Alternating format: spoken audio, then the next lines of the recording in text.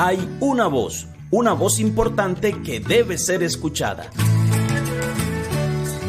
La voz del caficultor. Aquí comienza este programa en el que los caficultores son los protagonistas. La voz del caficultor. Bienvenidos.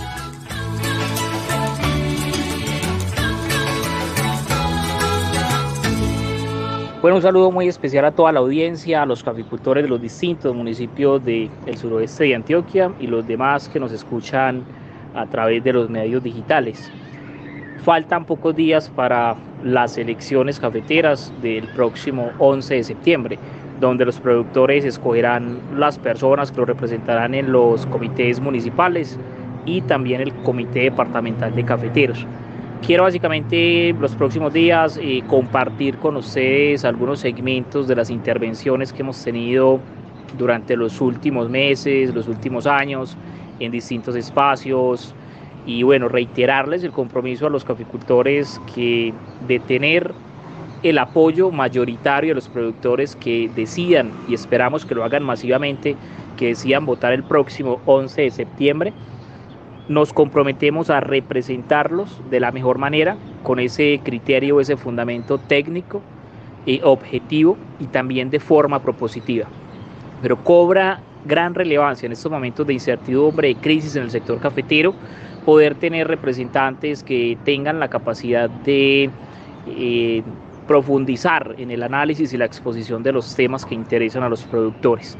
Así que bueno, hoy quiero compartir con ustedes un segmento de una entrevista que realizó el medio de comunicación Conexión Sur en esta semana, y bueno, que ustedes saquen sus propias conclusiones, pero es sumamente importante que, contrario a hacer eco de rumores o de comentarios, los productores tengan los suficientes elementos de juicio para saber cuál es la realidad hoy del sector cafetero, cuál es la realidad en torno a temas tan importantes como la cooperativa de caficultores, cuál es la realidad con relación al manejo que el doctor Roberto Vélez y su séquito le ha dado a los recursos del Fondo Nacional del Café, y cuál deberá ser el carácter, el nivel de conocimiento y la experiencia de quienes los representen a ustedes en el Congreso Cafetero. Les recuerdo entonces, y aprovecho esta última parte para que sepan, que quien es electo como representante principal en el comité departamental también tiene la posibilidad de ir una vez al año al Congreso Nacional Cafetero, que es el máximo órgano de dirección de la Federación Nacional de Cafeteros. Les recuerdo entonces que en esta aspiración me acompaña Jorge Ángel, caficultor, un profesional del municipio de Ciudad Bolívar, y espero con él poder representar a los municipios del suroeste lejano. Así que bueno, los dejo entonces con un segmento de la entrevista, saludando a todos los caficultores y pidiéndoles el apoyo que será fundamental para seguir avanzando en la consolidación de este programa de la Unidad Cafetera. Un saludo para todos.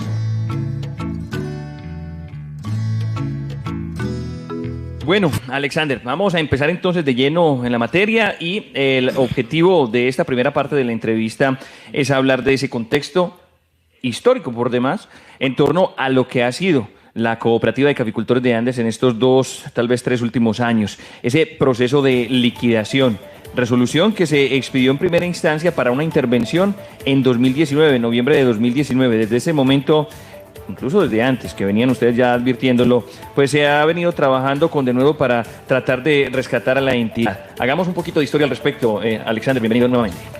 Bueno, Víctor, muchas gracias. Y bueno, contarle a usted y a todos los oyentes que en efecto desde 2019, a finales 8 de noviembre realmente, desde 8 de noviembre de 2019, conocemos la resolución que se comunica y notifica pues por la Supersolidaria el 12 de noviembre.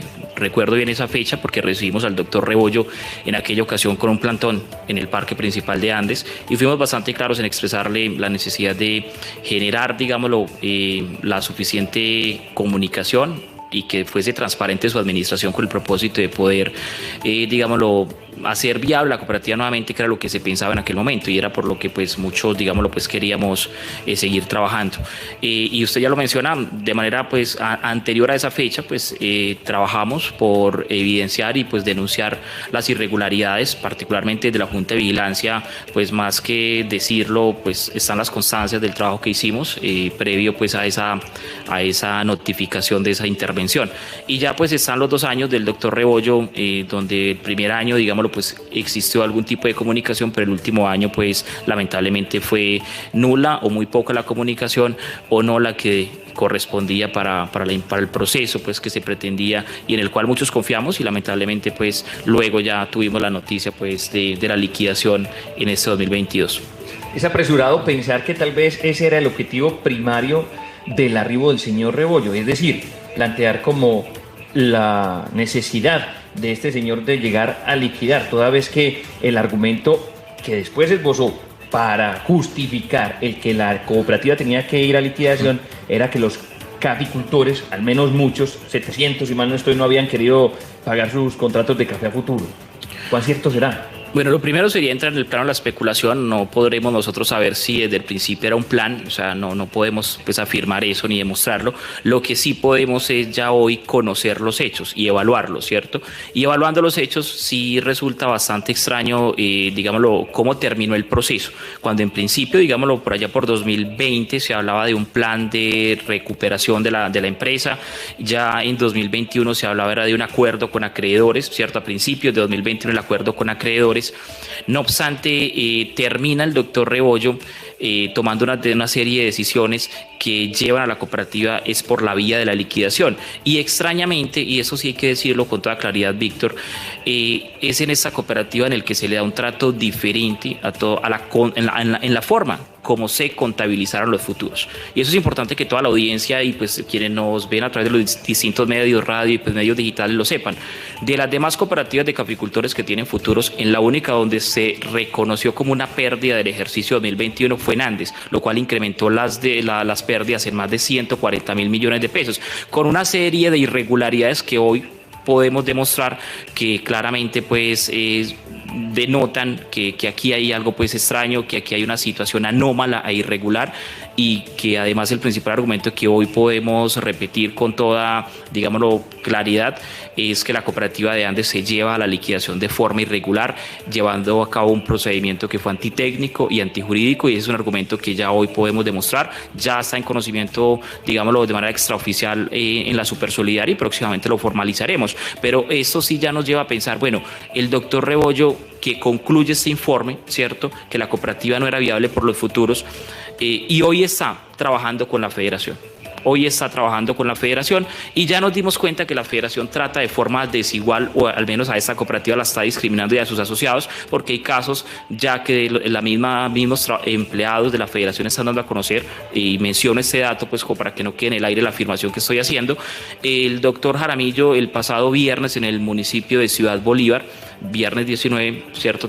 Sí, señor. Viernes 19, da a conocer que la cooperativa de Salgar tiene 8 millones de kilos en café no cumplido, no entregado, y de esos 8 millones de kilos de café a futuro, solo le pueden cobrar a los caficultores 1.5 millones de kilos. Los otros más de 6 millones de kilos son posiciones netas o especulación, no hay a quien cobrárselos. Y aún así, en los estados financieros de esta cooperativa y en los de las demás cooperativas no están reflejadas la pérdida de futuros. Entonces ya aquí hay un criterio que no está aplicando para todas las cooperativas, y hay un trato por parte de la federación que deberán explicar y aclarar, pero claramente están tratando de forma desigual a la cooperativa de Andes y a sus asociados, con las consecuencias ya todos conocemos.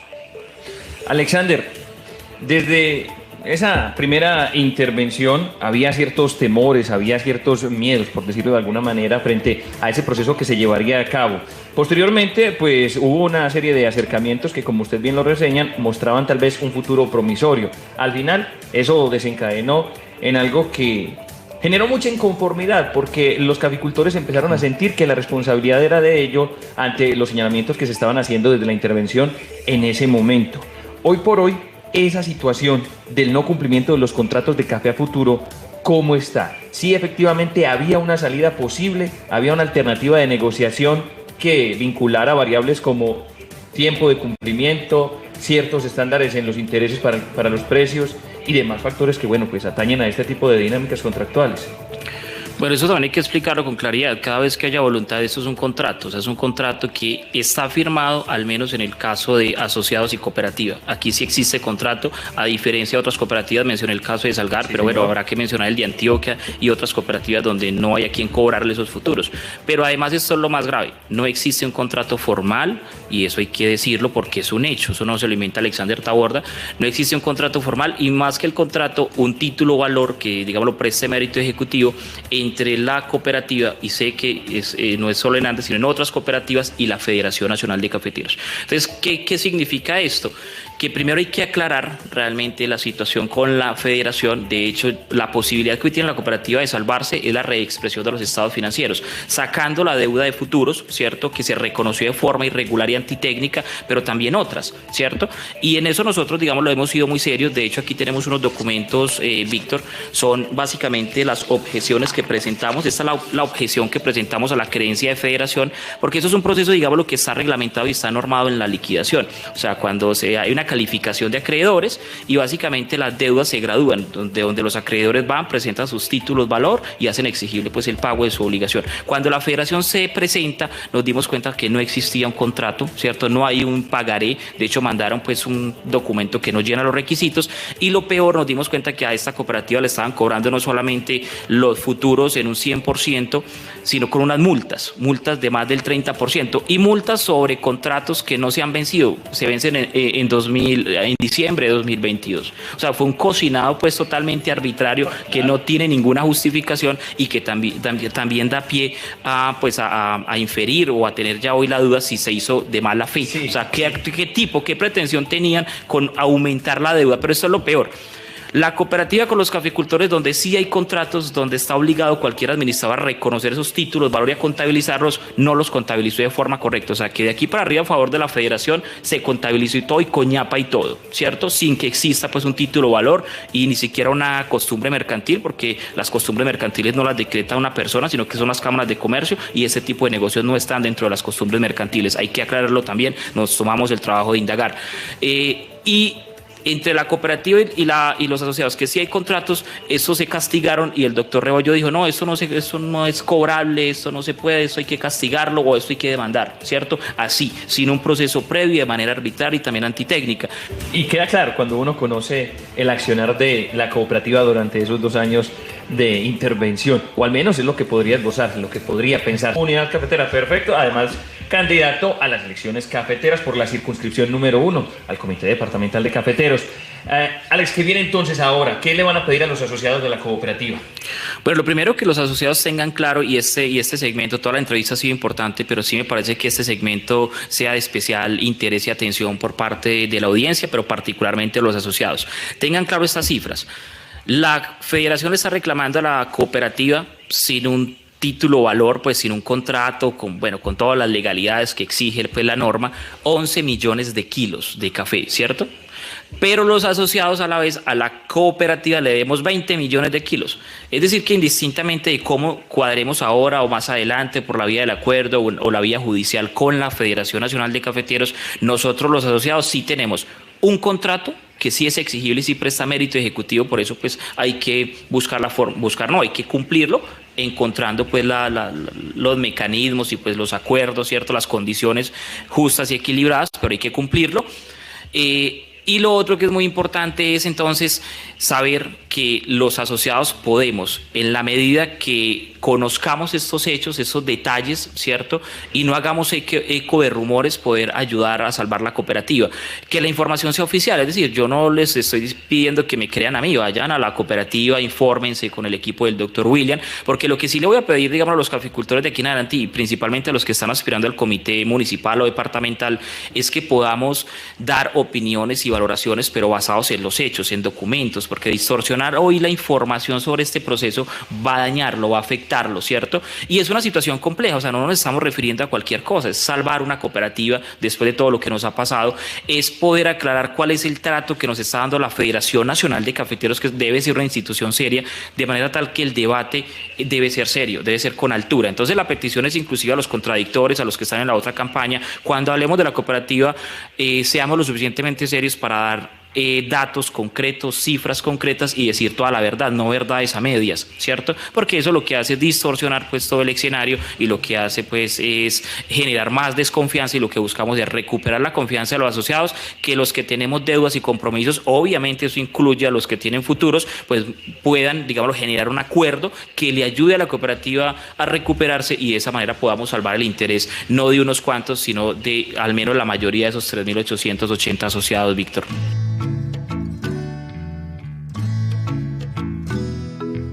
Bueno, ahí escucharon entonces un segmento de lo que fue la entrevista que di a través de Conexión Sur en el transcurso de esta semana. La próxima semana espero contarles o compartir con ustedes un resumen y las principales conclusiones de lo que fue el Foro de Cooperativas Cafeteras que se realizó el pasado 25 de agosto. Con esto queremos básicamente ser coherentes y reiterar nuestro compromiso con la defensa del sector cooperativo, pero no solamente como una estrategia de campaña, sino porque realmente sentimos que es necesario dedicar tiempo, esfuerzo en la defensa y el fortalecimiento de las cooperativas, y en particular las cooperativas cafeteras en Colombia. Así que el próximo fin de semana compartiré con ustedes ese tema. Agradecerles a toda la audiencia e invitarlos para que nos sigan acompañando en La Voz del Caficultor. De nuevo, un saludo a todos. Es todo por hoy en La Voz del Caficultor. Los esperamos la próxima semana con más temas de interés, porque siempre es importante escuchar La Voz del Caficultor. La Voz del Caficultor.